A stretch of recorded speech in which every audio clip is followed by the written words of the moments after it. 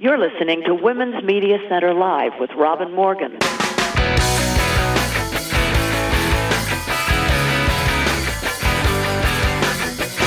Welcome to Women's Media Center Live. I'm Robin Morgan. We have a very eclectic program for you today, ranging all the way from the drop in attendance at religious institutions in this country, that's very good news, to the rise in studies of the wolf, which is, it turns out, very good news. And in between, I told you it was eclectic, we have wonderful Jane Manning back again to discuss new revelations and discoveries about violence against women, and more importantly, what you and I can do about that. So, without further ado, let's go inside the headlines.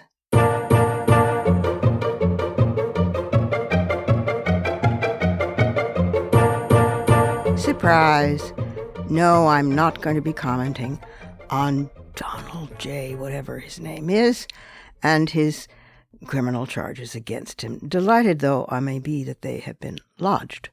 But everybody's doing that, so we don't need to. I want to pay attention to a story that has largely been overlooked in the last month or so, and that I think is of long-lasting and quite stunning importance to the United States.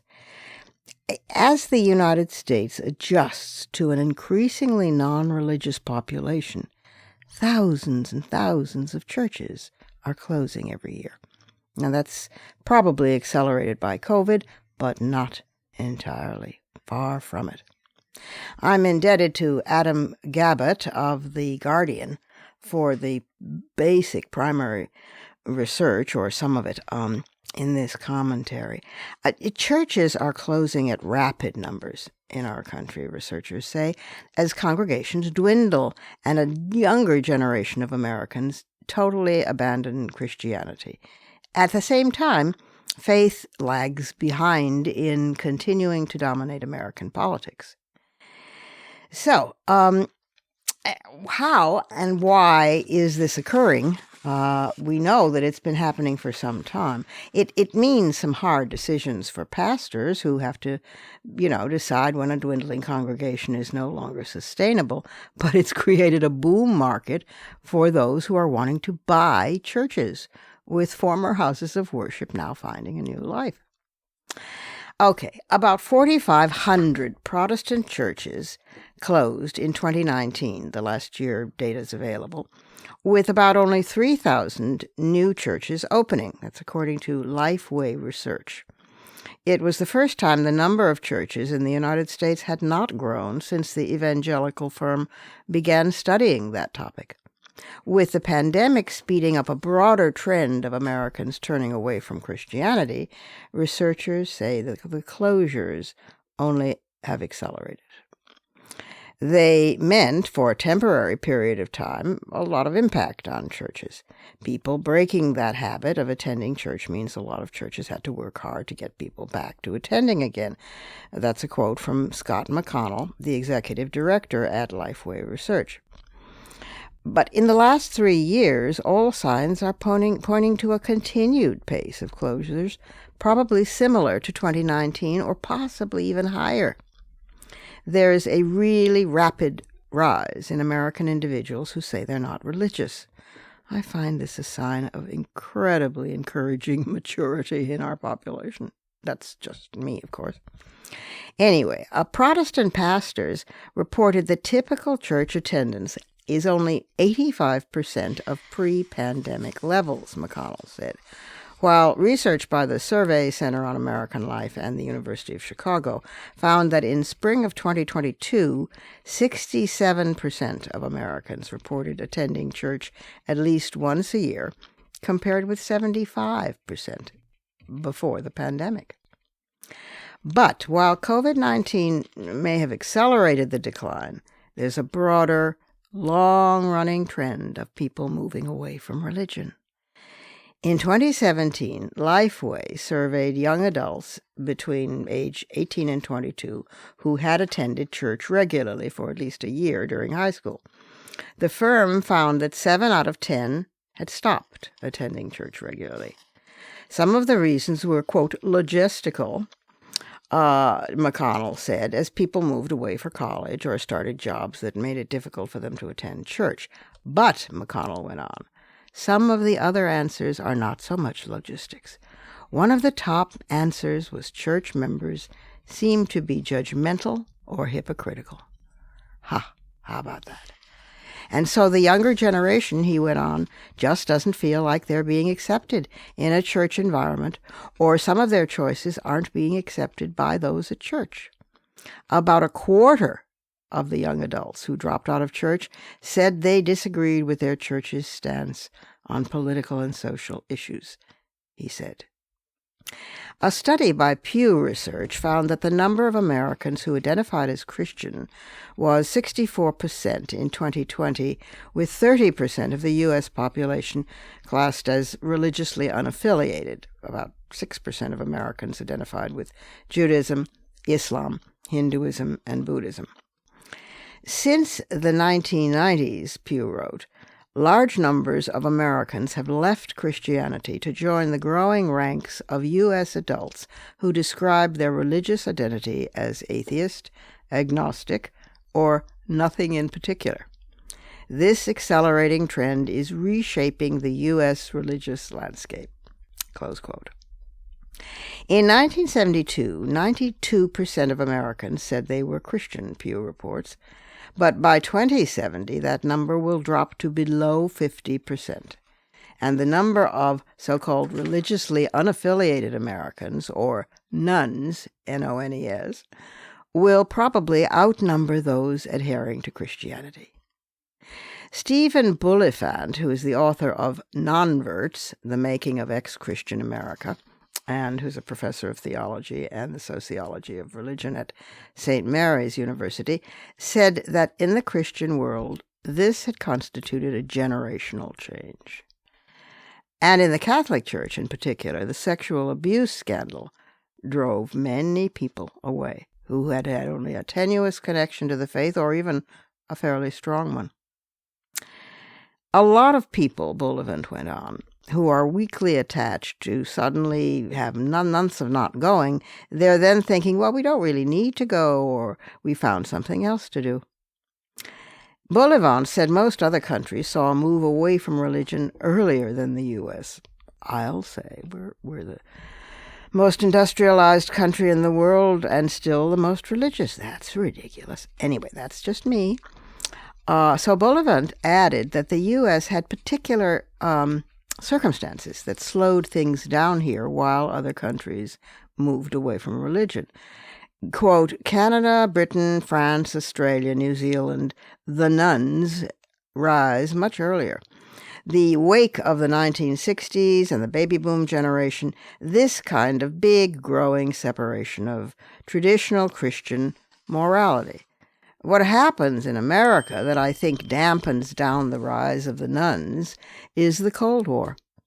Because in America, unlike in Britain, there's a very explicit kind of Christian America versus godless communism framing of things, and to be non-religious is to be un-American.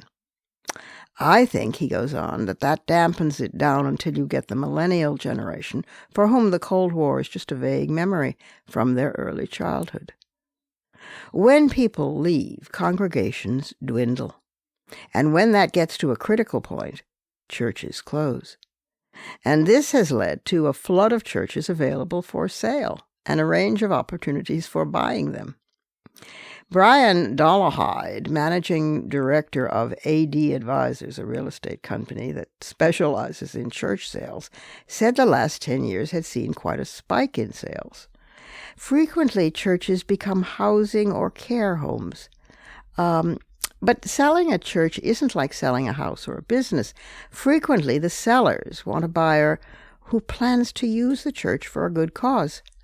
Dollahide said that he recently had sold a church in El Paso, which is now used as housing for recent immigrants, and a convent in Pittsburgh, which will be used as affordable housing. Isn't that nice? That is a real works. A church works without the church part, but a practical use for humanity. And I couldn't applaud it more. So I say hurrah, and I say that as people more and more enter the majority of the population of this country, we will have, as all research has shown, less battery, less domestic violence, less family violence, less violence, and in general, a more peaceable world, because we will not be externalizing our sacredness. We'll be internalizing it where it really belongs.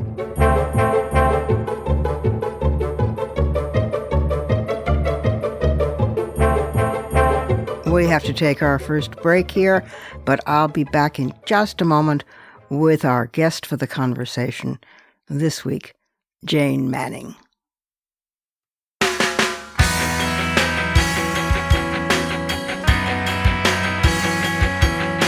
Subscribe to this program on your favorite podcast platform and leave us a review. Follow us on Twitter at WMC Live, like our Facebook page at facebook.com/WMC Live, and visit us at WMCLive.com for more information about our show and our guests. You're listening to Women's Media Center Live with Robin Morgan.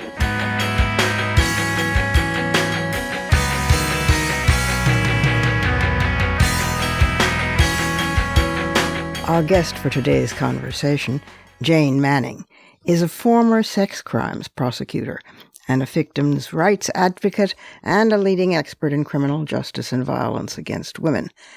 As director of the Women's Equal Justice Project, she helps survivors of sexual assault navigate the criminal justice system.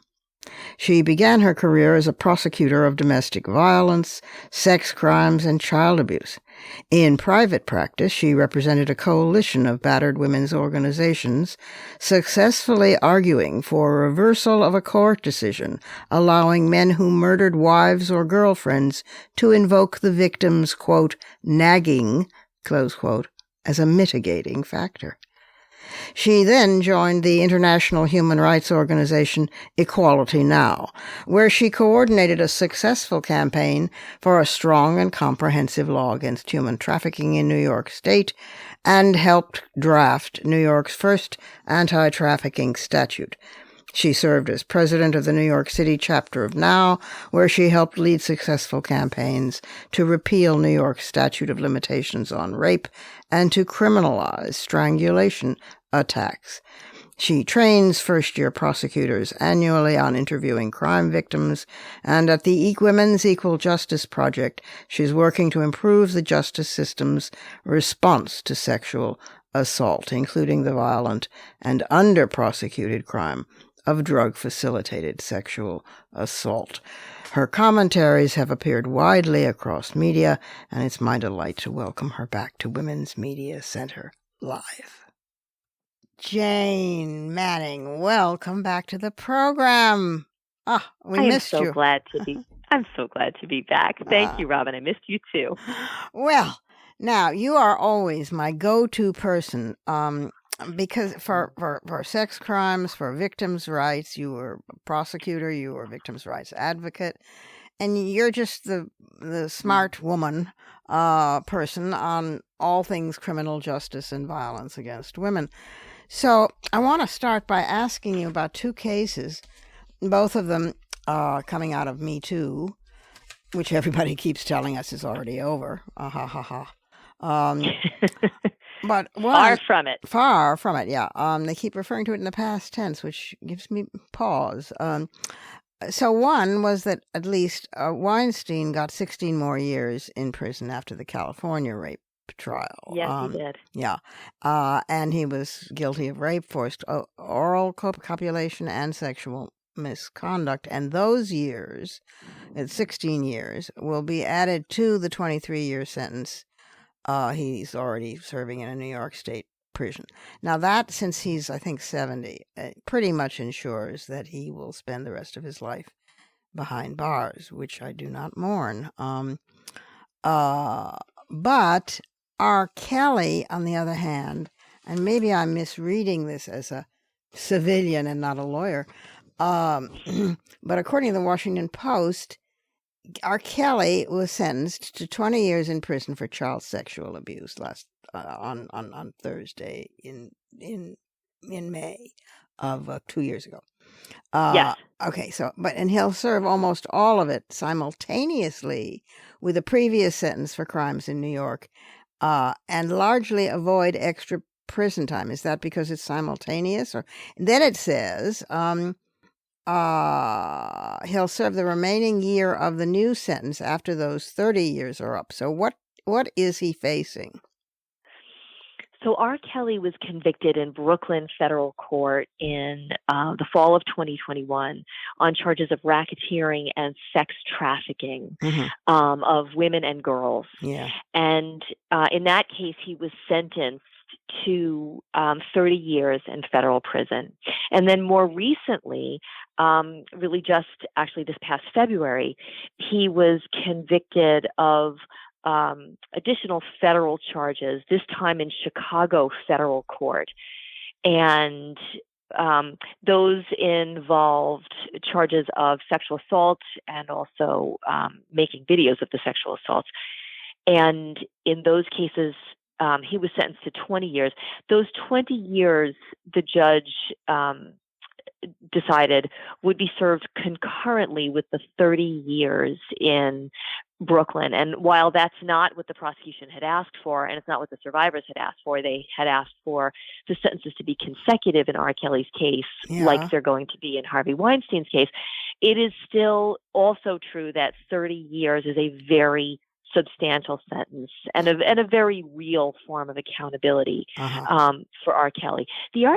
Kelly verdicts were especially important because R. Kelly's trial was the first high-profile case of the Me Too era where the overwhelming majority of the survivors were Black women. Precisely. And the case was felt as a milestone both by the survivors who had been abused and victimized by R. Kelly and by the larger world of women of color and allies who care so much about accountability in these cases. So one of the survivors who testified against R. Kelly was named Geronda Pace. And after she testified against R. Kelly, she placed a post that said, "Today my voice was heard."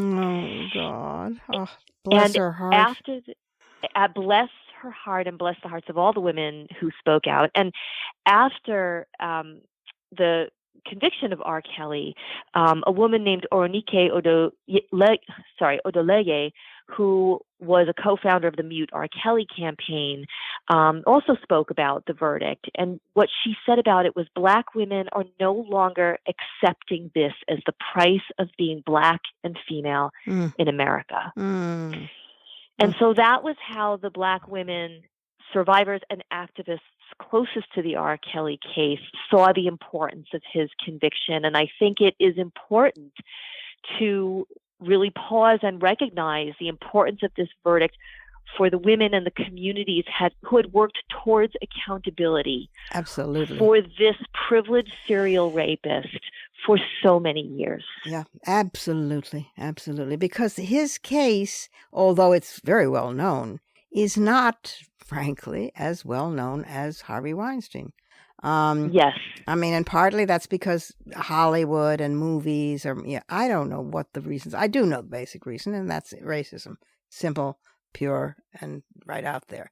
And of course, we also, in December, saw the conviction of Harvey Weinstein in L.A. Yeah. And so in L.A., he was on trial for counts of rape and sexual assault involving 4 women. He was convicted of rape and sexual assault only for the allegations involving one woman. And that woman has since come forward publicly with her name and her identity, and her name is Evgenia Chernyshova. And she was violently assaulted and raped by Harvey Weinstein in a hotel room in 2013. She has written incredibly movingly about how that rape affected the course of her life.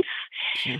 And she was able to hear the jury come back with a guilty verdict after she testified against Harvey Weinstein. And really important, and a verdict that I think was testament not only to Ms. Chernyshova's courage in testifying, but the courage of all the women, Absolutely, including those whose cases never made it to trial, or including those whose charges resulted in a hung jury at the end of the trial. So, and those women included Lauren Young and Jennifer Siebel Newsom. The jury deadlocked on their counts, but I do want to point out that those deadlocked juries were voting in one case 8-4 and another case 10-2 for conviction. So these were women who came forward, who testified, and who were believed by a large majority of the jurors. Oh, the jurors, yeah. Wow. God. How does this make you feel as a former prosecutor and a victim's advocate? I mean, does it encourage you? Does it discourage you? I mean, obviously we're making some progress, but we ain't making enough. Where do we go from here? I mean, I think you just summed it. Yeah. All of that. Yeah. I think you just summed it up perfectly. We have made remarkable progress. There was a time not very long ago when a Harvey Weinstein or an R. Kelly could not have been brought to justice.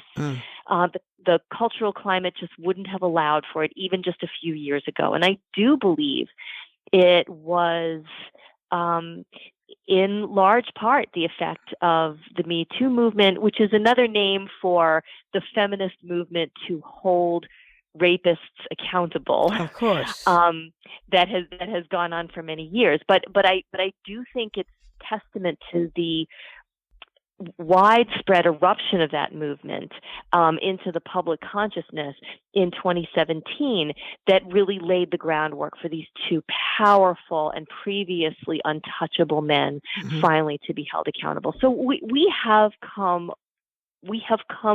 a way. If you look over the longer term, it's even easier to see what a long way we've come. If you look back 40 or 50 years, around the United States, what you would see just a few decades ago is a legal regime where rape was virtually unprosecutable, where there were laws written specifically to make it almost impossible to prosecute rape. So special corroboration requirements that didn't apply to any other kind of crime, or earnest resistance laws that said it's not rape unless the victim fights back. Earnest resistance. Yes. Oh my God! Earnest resistance. That even if your life was in danger, you had to put up a show of resistance to the rapist, or it wouldn't be legally considered a rape. Outrageous laws saying that women had to risk death to fight back against a rapist, or legally it wasn't a rape at all. Because of course this was a quote fate worse than death. So you certainly should have been able to risk death and just died, and then everybody would have known you were pure, or maybe they wouldn't have. I don't know. Incredibly misogynist laws written by incredibly misogynist legislatures from which women were largely excluded. Right. Back just a couple of decades, there were no rape shield laws. There were no marital rape laws. I remember that. I even remember that. Yep. It wasn't that long ago. That's right. I remember when rape shield came into effect. God. How did these horrendous laws get changed? They didn't change themselves. They changed when survivors spoke out, joined forces with feminist activists, of course, many of whom are both survivors and activists, and lobbied and spoke out and fought for change. That is what changed those incredibly unjust laws in the past. And that is the kind of mobilization that we need to see again, because while there's lots of good news and we have made very important changes, the other half of the picture is that we are still very, very far from where we should be. So if you look around the country in cities from coast to coast, Mm-hmm. and from north to south. My organization, Women's Equal Justice, works with survivors of rape and sexual assault all around the United States. And what is true in city after city is that rape and sexual assault cases continue to be under prioritized, that victims who come forward and are interviewed by police and prosecutors continue to face rape myths, excessive skepticism, excessive victim blaming, Still. and still have a steeply uphill battle getting charges brought against their rapists. Part of that is because as a society, we have not invested in ensuring these cases are properly investigated. So, for example, right here in New York City, the NYPD is a police force of over 35,000 police officers, and yet fewer than 200 of those 35,000 police officers are assigned to investigate all cases of rape and all cases of child abuse in all 5 boroughs of New York City. So the most serious crimes, that do the most damage to their victims, less than 1% of the police force is dedicated to all of the work that has to be done on all of those cases. Less than 1% of the NYPD. Oh my God, this is outrageous. And the result of it is I was ready for 10%, and I thought that would be small.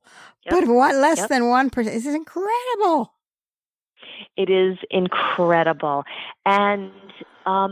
And the result of that, as you can well imagine, is under-resourced investigations by poorly trained detectives who are so overwhelmed by their caseloads that they just don't have the time to do diligent investigations. And at some point, their defense mechanism, even in their own thinking, becomes, well, a lot of these cases they must be BS anyway, and I don't have the time to investigate them, so I'm just going to close it and move on to the next one.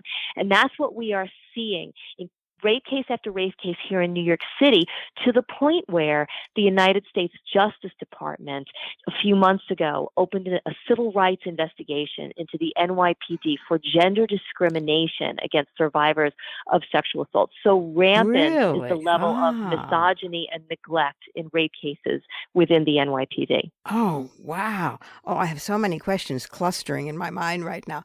For one thing, just as an ironic statement, and they say, after all this, and they say, gee, I wonder why women don't report, or I wonder why women are so loath to come forward. You know, how dare they? How dare they? Where should pressure be put? Where should it be put? Should it be put on the state legislatures? Should it be put on the New York City city council? All of the above? Tell me. All of the above.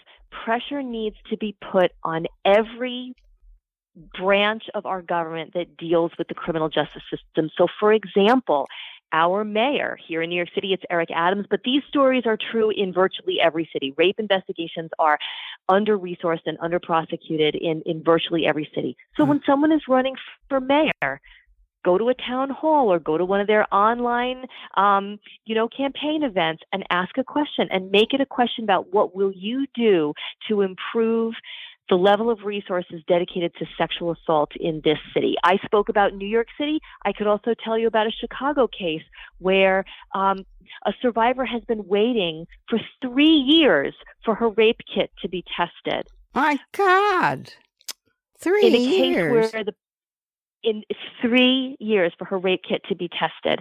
What about someone who's running for district attorney? We need to be asking them, what is your plan for improving sexual assault prosecutions? There's a little good news on that here in New York City, because one of the biggest obstacles we saw to Harvey Weinstein being prosecuted was the bias and indifference shown by the Manhattan district attorney's office when Cy Vance was the DA. Yeah, I know. He was a problem. Yeah. He was a big problem, and later, under great pressure, of course, he did bring charges against Harvey Weinstein, some of which were badly mishandled before the 2 surviving cases were eventually able to go to trial. But there's a new district attorney in Manhattan. His name is Alvin Bragg, and he made a pledge during his campaign to improve the prosecution of sex crime cases in New York City. And he's begun to deliver on that promise by creating a new division of gender-based violence in his office. Will it effectively affect the kind of change that we need to see in Manhattan remains to be seen. But it's a good beginning, and it happened because New York City survivors were outspoken in their demand for better handling of sex crime cases. So we need mayors to be asked about this. We need district attorneys to be asked about it.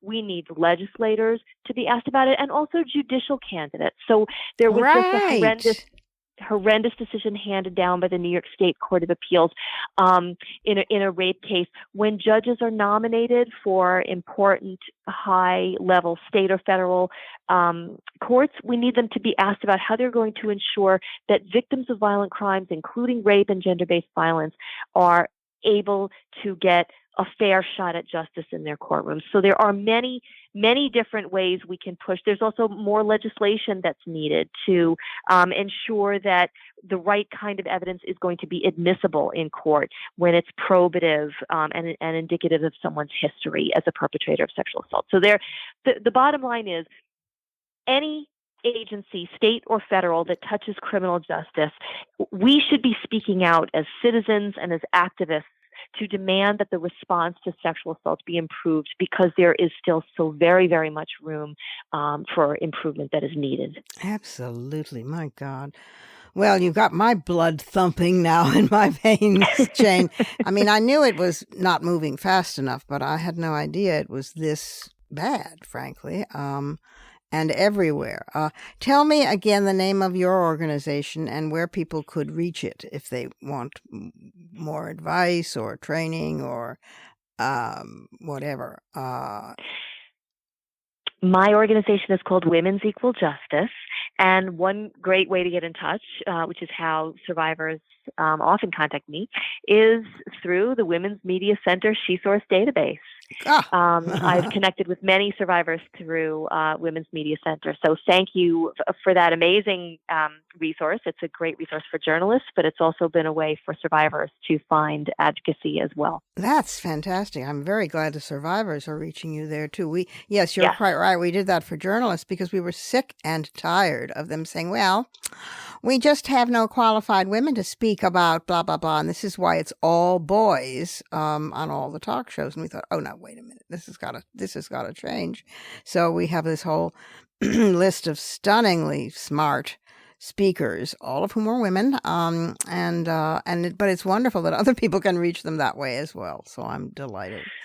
The SheSource database has been a way for women not only to be contacted by journalists, but for women experts to connect with each other. So I've been contacted by other women in the SheSource database, and vice versa. I have found women whose expertise has been really helpful to me. So it's been a great resource in so many ways. That's wonderful. That's fantastic. Oh, dear, Jane, you think we'll ever get out of this cycle of violence and punishment? I mean, I'm sure we will eventually. It's just, it does seem to take on new forms as we go. Although you're right, it has changed hugely. I mean, when you step back and get perspective, you wince, because there just was no language for sexual assault and rape that wasn't wink wink. That wasn't cutesified, that wasn't, even less than 50 years ago. And so in that respect, we've made great leaps and bounds. We do have the language, and we need more outrage. Go on. It's absolutely true. What you just said, we need more outrage, and also we need more mobilizing. I mean, the question that you asked a minute ago: will we ever break these patterns of the past? And I think there's a question that the feminist movement has to ask itself in this moment, and that is, are we willing to do the work of making it happen? Because the truth is that feminists are divided in so many directions right now. We're pulled in so many directions right now. Yep, The that's true. emergency threats to reproductive freedom and to women's health that surround us, the lingering inequality in terms of the pay gap and employment discrimination. But the truth is that this area of criminal justice is an area where feminists were fiercely mobilized in the 1970s and again in the 1990s. And the truth is that it needs our attention again. And the truth is that the attention of feminists has in some ways gone elsewhere. And I also think that some feminists, especially I think among our younger generations who don't realize just how much progress we have made, I think there's a temptation to look at how bad the criminal justice response to rape is even now and to say, oh, we'll never make it better, so we may as well give up on the criminal justice system. Oh, no. That we can't afford to do. That we can't afford to do because there are people who are so violent and so dangerous and so predatory that we need a criminal justice response for certain kinds of perpetrators. And the truth is we're either going to turn our backs on the survivors who are going to the criminal justice system and asking for help and fighting sometimes their very lonely battles for accountability. Either we're going to turn our back on them as a movement or we're not. And if we're not going to turn our backs on them, and I for one really hope that we're not, then that means doing what feminism has done before, which is mobilizing around the issue of criminal justice and saying, yes, we realize that low-level drug crimes have been over-prosecuted for many years, and that's an injustice. But it's also true that violent and predatory crimes against women and girls, and especially the most vulnerable women and girls, have been under-investigated and under-prosecuted for many, many years.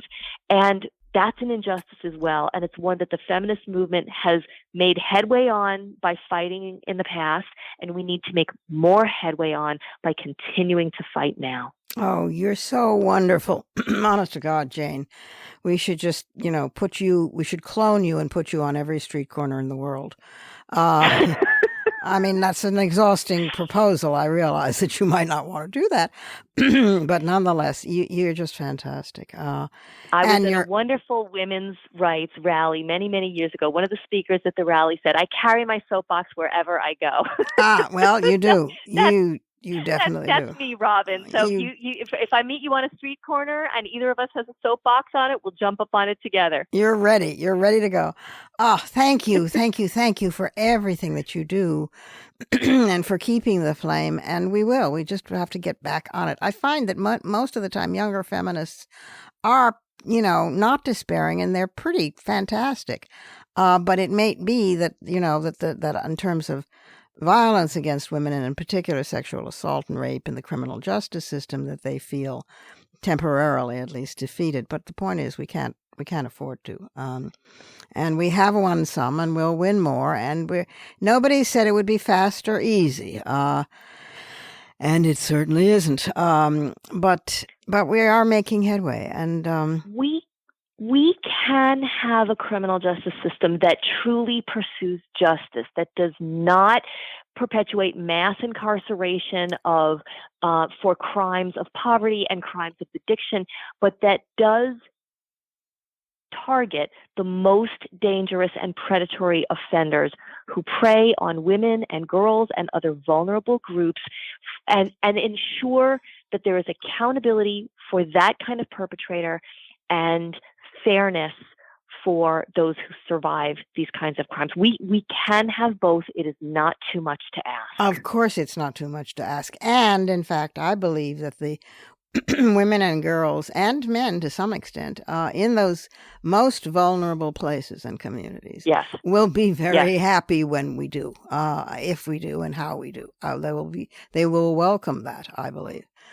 So, Robin, the survivors who I work with who are from communities of color are among the most outspoken, of course, and the most clear in saying we don't want abusive policing or prosecution. We want good and effective and competent policing and prosecution that's unbiased, that gives justice to those who have been badly harmed, and that protects the rest of us from the few in society who are dangerous. Of course, absolutely.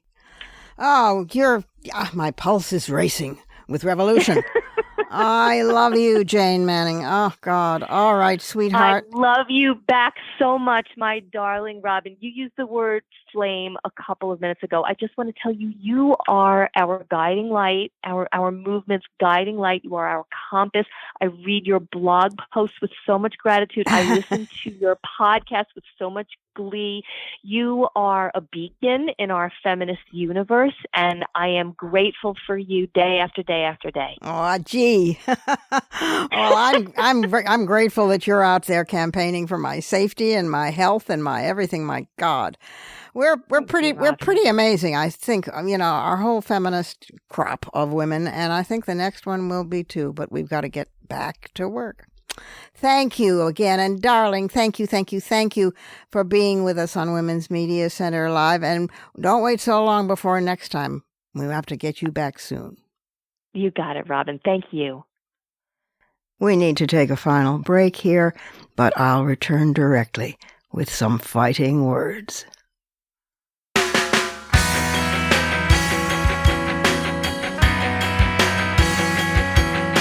The Women's Media Center, founded in 2005 by Jane Fonda, Gloria Steinem, and myself, is a progressive, nonpartisan, nonprofit organization working to make women visible and powerful in media. You can learn more about the WMC at womensmediacenter.com. You're listening to Women's Media Center Live with Robin Morgan.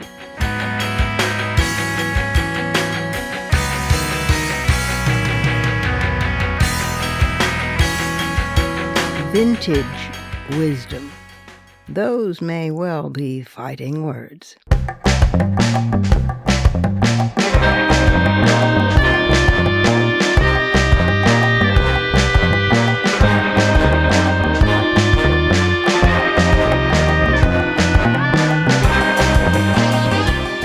In 1970, David Mech, M-E-C-H, published a book called The Wolf, The Ecology and Behavior of an Endangered Species. The book assembled an enormous amount of research on wolves, covering all sorts of aspects, including wolf habits and wolf society and the relations of the wolf to prey or non-prey or to disease, and of course to humans. The book became a bestseller, and it was a foundational text, one read both by scientists and by lay people. And I am indebted to a piece in the New Yorker from a while ago by Rivka Galchen for drawing my attention to it.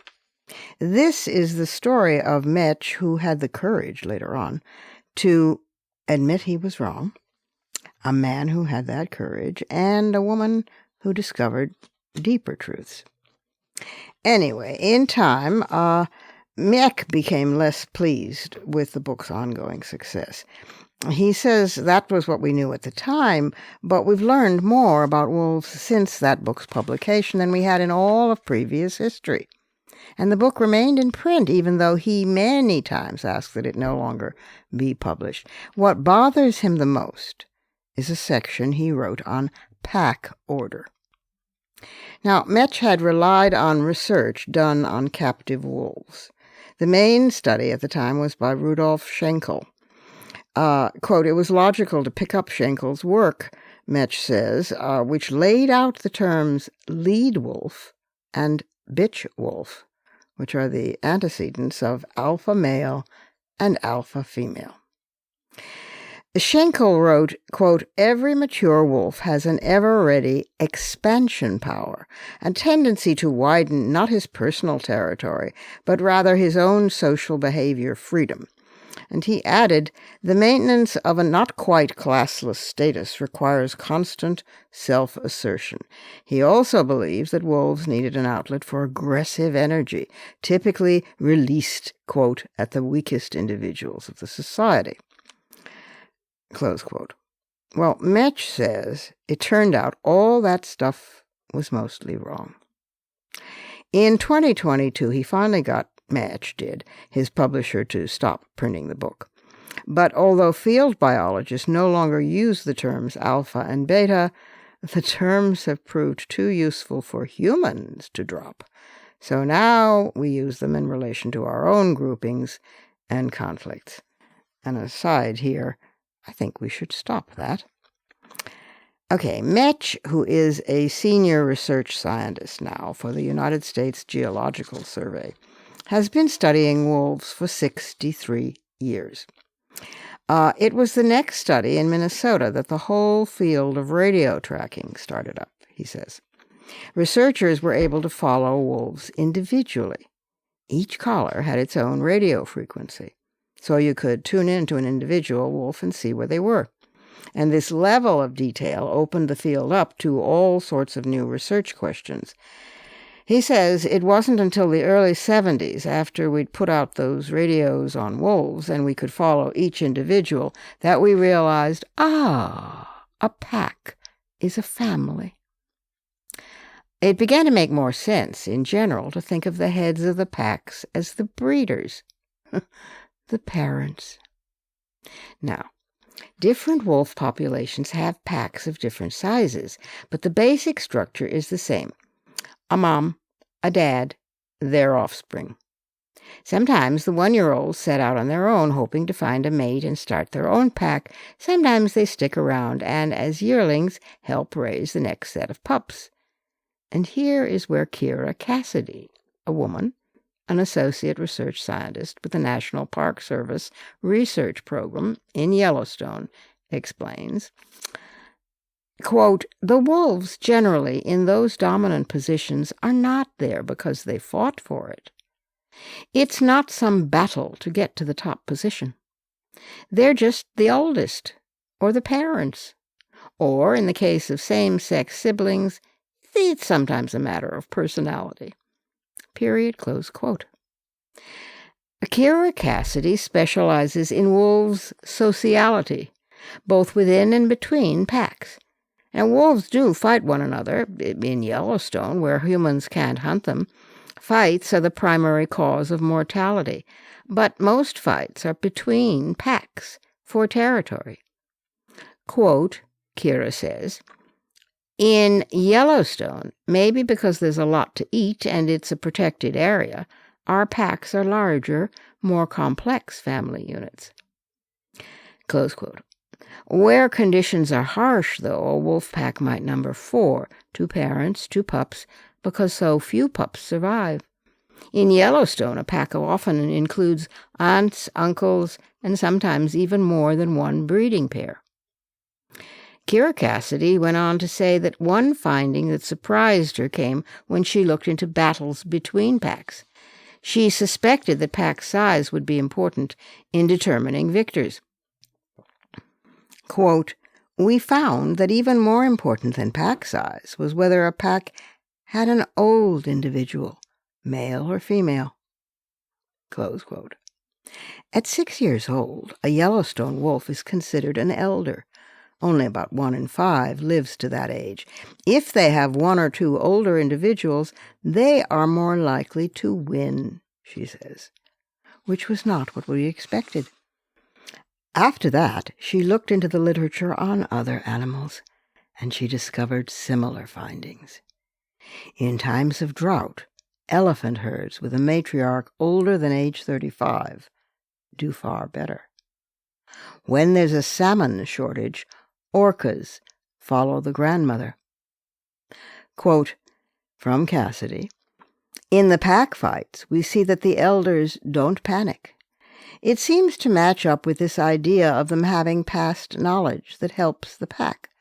They can ease their pack mates and bring them together. Or maybe the older ones help the pack avoid fights that they know they can't win. which brings up their winning rate overall. Maybe this explains why wolf appears in the names of so many plants that are healing plants found in the woods. Wolf's milk, wolf apple, wolf's thistle, and the small, poisonous, purple-flowered wolfsbane. Wolf teeth were considered a cure for teething. Powdered wolf liver was considered to ease birth pains. Wolf skin would keep your shins from getting sore. Folk tales of indigenous peoples reflect friendships with wolves. The Ojibwe people, a North American indigenous group, say that the wolf was first given to humans as a companion. They see wolves as mentors to humans, modeling how to behave in a social group and how to behave while hunting for food. Among the Pawnee, wolves are revered. In their belief system, the first death in our world was that of a wolf killed by humans, and that is what brought mortality to a previously immortal world. And the Inuit today have a giant wolf spirit named Amarok, who attacks hunters foolish enough to go out on their own at night. Wolves hunt in packs, and Amarok rewards the humans who do so too. So, the idea of dominance through aggression doesn't accurately illumine wolf leadership, and there's no earthly reason we need to imitate it. No alpha, no beta, but we might think about reverence for elders. Those are my fighting words. Add yours on Twitter, and remember to tag us at WMC Live and use the hashtag #FightingWords.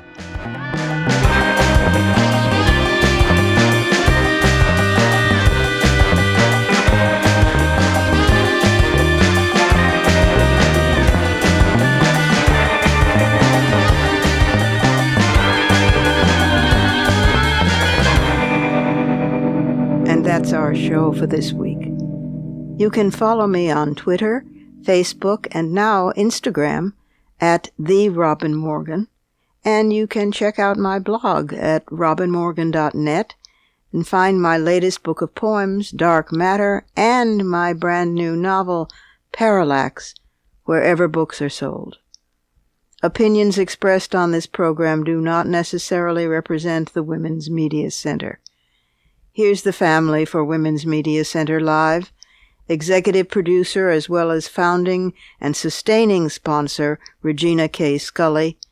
WMC president and co-executive producer of this program, Julie Burton.